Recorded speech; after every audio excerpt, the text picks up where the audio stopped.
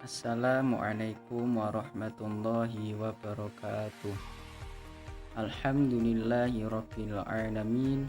Wassalatu wassalamu ala asyrafil anbiya'i wa imamil mursalin Sayyidina wa maulana Muhammadin wa ala alihi wa sahbihi ajma'in. Rabbi syrah li sadri wa yassir li amri wahlul 'uqdatam min lisani yafqahu qawli. Amma ba'd. Yang saya hormati kepada Bapak Didi Nur Jamaluddin MPD selaku dosen pengampu mata kuliah evaluasi pendidikan. Dalam kesempatan ini saya mewakili dari kelompok 2 akan memaparkan materi tentang tujuan evaluasi, penilaian formatif dan sumatif. Sebelum saya lanjut ke pembahasan selanjutnya, sebelumnya saya akan memperkenalkan anggota dari kelompok 2. Yang pertama yaitu saya sendiri, Mubarak Syaril Muharram sebagai moderator. Yang kedua, Mbak Nila Hariratul Malisa sebagai pemateri. Kemudian Mbak Ratna Kumalasari sebagai pemateri, kemudian Mbak Raihatul Jannah sebagai pemateri, kemudian Mbak Inayatul Usniyah sebagai pemateri, dan pemateri yang terakhir yaitu Mbak Dzul Hikmah Awaliyah. Yang pertama yaitu tujuan evaluasi pembelajaran. Di sini tujuan evaluasi pembelajaran yaitu ada 6 poin penting. Yang pertama yaitu melakukan diagnostik, kemudian yang kedua melakukan pemetaan, kemudian yang ketiga mengukur keberhasilan. Selanjutnya yang keempat itu ada melakukan penempatan, yang kelima melakukan seleksi, dan yang terakhir atau yang keenam menentukan peringkat. Yang pertama ini ada mengukur keberhasilan. Nah, dalam evaluasi mengukur keberhasilan itu tidak hanya pada penilaian hasil belajar peserta didik, tetapi juga pada evaluasi sarana prasarana sekolah. Kemudian juga ada partisipasi layanan konseling peserta didik maupun tujuan sekolah secara umum dalam mencapai visi dan misinya. Nah, selain itu juga penetapan keberhasilan bisa dilakukan melalui acuan ketetapan, seperti pemenuhan kriteria ketuntasan minimal atau yang biasa kita sebut dengan KKM. Nah, dalam dikatakan pembelajaran yang berhasil itu jika telah memenuhi indikator pencapaian keberhasilan yang telah disusun. Nah, oleh karena itu melalui proses evaluasi mengukur keberhasilan ini diharapkan bisa menjadi tolak ukur sekolah dalam mengembangkan program-program sekolah yang lebih efektif, efisien, dan produktif. Nah, yang kedua ini selanjutnya ada melakukan diagnostik. Nah, diagnostik dalam hal ini maksudnya adalah untuk menentukan tingkat pengetahuan dan pemahaman peserta didik. Nah, dalam evaluasi itu diharapkan tidak hanya berpacu pada nilai KKM, tapi juga pada tujuan diagnostik hasil belajar peserta didik.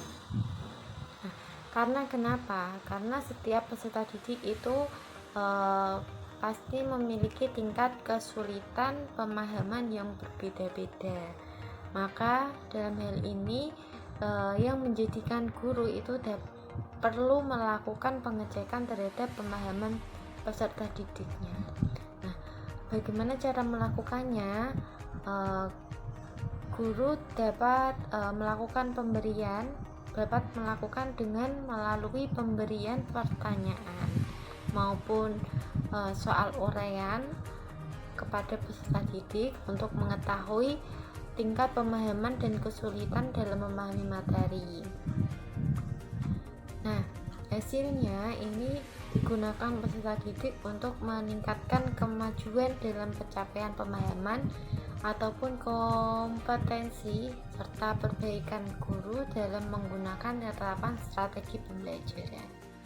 Selanjutnya yang ketiga itu melakukan pemetaan. Nah, bagaimana cara guru melakukan pemetaan? Biasanya guru itu sering melakukan pemetaan berupa penilaian terhadap potensi, bakat, dan kemampuan peserta didik.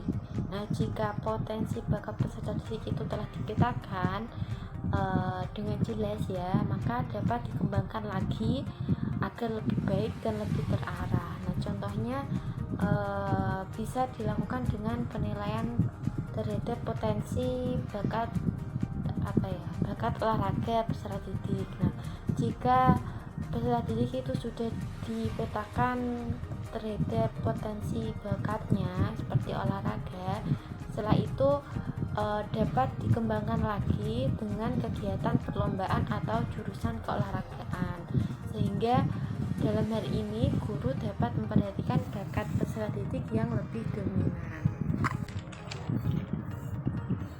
Nah, selanjutnya yang keempat ini melakukan penempatan. Nah, strategi yang digunakan untuk mencapai kualitas pendidikan itu bisa dilakukan dengan penilaian melakukan penempatan, seperti penilaian mengikuti kelas unggulan dan reguler, terus peminatan program kelas seperti IPA, IPS, otomotif, akuntansi, farmasi, dan kejuruan yang lainnya. Nah, hal ini dilakukan itu bukan karena untuk menciptakan suasana yang diskriminatif terhadap peserta didik, namun lebih kepada memperhatikan potensi dan kemampuan peserta didiknya. Nah, biasanya guru melakukan penilaian ini dengan memperhatikan hasil penilaian peserta didik baik minat maupun nilai rapotnya. Selanjutnya yang kelima ini ada melakukan seleksi. Proses melakukan tes evaluasi seleksi ini itu bisa dilakukan dengan menyeleksi jumlah orang. Maksudnya gimana? Contohnya, saat jumlah pendaftar sekolah itu melebihi dari kuota jumlah penerimaannya. Nah, selain itu juga bisa dilakukan saat mencari delegasi atau tim yang terbaik untuk dilakukan dalam kegiatan perlombaan. Nah, oleh karena itu, dalam proses seleksi ini harus menghindari praktek yang bersifat kolusi, nepotisme, maupun yang tidak transparan. Nah, yang terakhir atau yang keenam itu menentukan peringkat. Nah, biasanya guru dalam menentukan peringkat hasil evaluasi pembelajaran itu memang sudah menjadi kebutuhan dasar ya, kebutuhan guru untuk mengetahui bagaimana keadaan, kedudukan posisi peserta didik dalam pencapaian hasil belajarnya, baik kedudukan peserta didik satu dengan yang lainnya. Nah, kegiatan ini biasanya dilakukan saat penerimaan rapot baik jenjang SD, SMP maupun SMA setingkat. Nah, selain itu juga bisa terjadi pada akreditasi sekolah. Oleh karena itu, penilaian ini juga harus dilakukan secara objektif, adil, dan sistematis. Baik, saya akan melanjutkan tentang pengertian penilaian formatif. Penilaian formatif merupakan penilaian yang digunakan untuk mengetahui kemajuan hasil belajar dalam suatu pemahaman materi, keterampilan, maupun sikap peserta didik setelah mengikuti proses pembelajaran. Penilaian formatif dapat dilakukan melalui ulangan harian, penilaian kinerja, penugasan, ujian tengah semester, dan lain sebagainya. Penilaian formatif menjadi suatu yang diperlukan untuk mengetahui pencapaian kompetensi dan tujuan pembelajaran pada satuan mata pelajaran dan menjadi suatu bagian program pendidikan di sekolah maupun madrasah. Berikutnya, 4 tahap penilaian formatif adalah sebagai berikut. 1. Mengklarifikasi pembelajaran. Upaya pengklarifikasian pembelajaran dilakukan di awal dimaksudkan agar peserta didik dapat mengetahui dan melakukan sesuatu dalam proses pembelajaran. Yang kedua, yaitu mendapatkan bukti. Tahapan mendapatkan bukti akan memberikan informasi yang selanjutnya diberikan umpan balik. Yang ketiga, memberikan umpan balik. Pemberian umpan balik menjadi hal penting bagi peserta didik agar dapat mengevaluasi kinerjanya serta untuk menyusun langkah solusi perbaikan berikutnya. Dan yang terakhir adalah mengaktifkan peserta didik. Tantangan dalam mengaktifkan peserta didik agar mendorong peserta didik dapat belajar dan menjadi teman sejawat sebagai sumber belajar.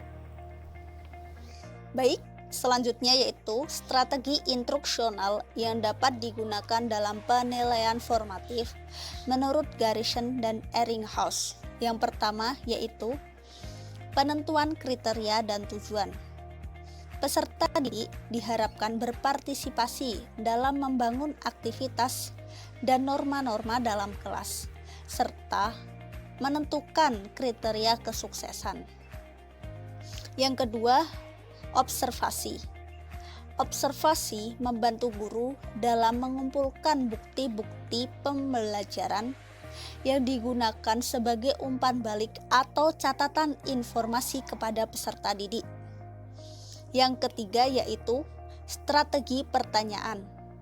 Guru dapat mengajukan pertanyaan agar peserta didik berpikir lebih dalam, memberikan wawasan mengenai tingkatan serta kedalaman pemahaman peserta didik. Yang keempat yaitu penilaian diri dan teman sebaya. Penilaian diri dan teman sebaya menciptakan komunitas belajar dalam kelas, sehingga peserta didik dapat merefleksikan pemikiran metakognitif pada proses pembelajaran. Dan yang terakhir yaitu pencatatan peserta didik. Dalam pencatatan peserta didik ini berkaitan dengan hasil belajar peserta didik, baik pada aspek pengetahuan, sikap, maupun keterampilan. Di sini saya akan menyampaikan materi tentang penilaian sumatif dan fungsinya. Kata sumatif berasal dari kata sum yang memiliki arti jumlah ataupun menyimpulkan, sehingga penilaian sumatif berkaitan dengan penilaian yang dilakukan saat proses belajar telah berakhir. Jika proses belajar dilakukan dalam satu semester, maka penilaian di akhir semester dapat dikategorikan sebagai penilaian sumatif. Menurut Arifin, tujuan penilaian sumatif yaitu untuk menentukan berdasarkan tingkatan hasil belajar peserta didik yang selanjutnya dipakai sebagai raport. Penilaian sumatif biasanya dilakukan setiap akhir program pembelajaran maupun akhir semester. Di dalam penilaian sumatif mencakup lebih dari satu pokok bahasan yang dimaksudkan untuk mengetahui sejauh mana peserta didik telah dapat berpindah dari satu unit pembelajaran ke unit pembelajaran berikutnya. Penilaian sumatif dapat juga diartikan sebagai penggunaan tes-tes pada akhir suatu periode pengajaran tertentu. Yang selanjutnya yaitu fungsi penilaian sumatif. Yang pertama yaitu untuk mengukur kemampuan dan pemahaman peserta didik dan sebagai sarana memberikan umpan balik kepada peserta didik. Yang kedua, fungsi penilaian sumatif yaitu digunakan untuk menentukan klasifikasi penghargaan pada akhir kursus atau program. Yang ketiga, fungsi penilaian sumatif yaitu dirancang untuk merekam pencapaian keseluruhan siswa secara sistematis. Baik. Selanjutnya saya akan membahas mengenai perbedaan penilaian formatif dan penilaian sumatif. Pada prinsipnya, penilaian formatif berbeda dengan penilaian sumatif. Keduanya memiliki fungsi dan waktu penilaian yang berbeda. Yang pertama, penilaian formatif. Waktu pelaksanaan penilaian formatif dilaksanakan selama proses pembelajaran berlangsung. Lebih tepatnya, dilakukan setiap akhir dari topik materi atau topik bahasan yang disampaikan guna untuk memberikan feedback kepada peserta didik. Penilaian formatif juga berfungsi untuk memantau sejauh mana peserta didik mencapai kemajuannya selama proses belajar. Selain itu, penilaian formatif berfungsi untuk mengetahui kelemahan yang terjadi selama proses belajar mengajar sehingga dapat dilakukan suatu perbaikan agar proses pembelajaran yang dilakukan oleh guru dan hasil belajar peserta didik dapat lebih baik lagi. Yang kedua, penilaian sumatif. Waktu pelaksanaan penilaian sumatif berada di akhir pembelajaran suatu periode yang telah ditentukan. Penilaian sumatif dilaksanakan setelah sekumpulan satuan pembelajaran selesai diberikan, yang bertujuan untuk mengetahui keberhasilan belajar peserta didik. Hasil penilaian sumatif dimaksudkan untuk menentukan berhasil tidaknya atau lulus atau tidak lulusnya peserta didik sebagai syarat untuk melanjutkan pendidikan ke jenjang berikutnya yang lebih tinggi. Dari pernyataan tersebut dapat ditentukan beberapa perbedaan antara penilaian formatif dan penilaian sumatif. Di antaranya yaitu 1. Waktu pelaksanaan penilaian formatif dilakukan selama proses pembelajaran. Lalu untuk penilaian sumatif, pelaksanaannya berada di akhir pembelajaran. Yang kedua, penilaian formatif bertujuan untuk mengetahui pencapaian beberapa kompetensi dalam pembelajaran. Sedangkan penilaian sumatif bertujuan untuk mengetahui pencapaian seluruh kompetensi dalam pembelajaran. Yang ketiga, penilaian formatif digunakan sebagai alat atau instrumen untuk mendiagnosa kemajuan dan kesulitan belajar. Penilaian postsumatif digunakan sebagai instrumen untuk menentukan kelulusan peserta didik. Yang keempat, penilaian formatif lebih banyak memberikan feedback kepada peserta didik, sedangkan penilaian sumatif lebih sedikit memberikan feedback kepada peserta didik. Yang kelima, untuk waktu pelaksanaan dalam penilaian sikap, penilaian pengetahuan, serta penilaian keterampilan, penilaian formatif lebih memiliki banyak waktu atau lebih fleksibel, sedangkan penilaian sumatif, waktu penilaian sikap, penilaian pengetahuan serta keterampilannya lebih sedikit atau lebih terbatas. Yang keenam, penilaian formatif lebih memfokuskan pada proses dan hasil belajar peserta didik. Lalu untuk penilaian sumatif lebih memfokuskan pada hasil belajar. Contoh dari penilaian formatif dan penilaian sumatif yaitu contoh dari penilaian formatif adalah ulangan harian, penilaian sikap, dan penilaian keterampilan. Sedangkan untuk contoh penilaian sumatif diantaranya ujian akhir semester dan ujian nasional. Dari beberapa perbedaan tersebut dapat disimpulkan bahwa penilaian formatif dan sumatif memiliki sifat yang berbeda. Penilaian formatif bersifat kualitatif karena menjadikan pembelajaran lebih berkualitas dan menjamin tercapainya suatu tujuan pembelajaran. Sedangkan penilaian sumatif bersifat kuantitatif karena penilaian sumatif dilaksanakan untuk menentukan nilai yang menjadi lambang keberhasilan peserta didik setelah menempuh pembelajaran dalam satu periode atau waktu tertentu. Sekian materi dari kelompok kami, kurang lebihnya mohon maaf, semoga bermanfaat bagi kita semua. Akhirul kalam, wallahul muwafiq ila aqwamit thoriq. Assalamualaikum warahmatullahi wabarakatuh.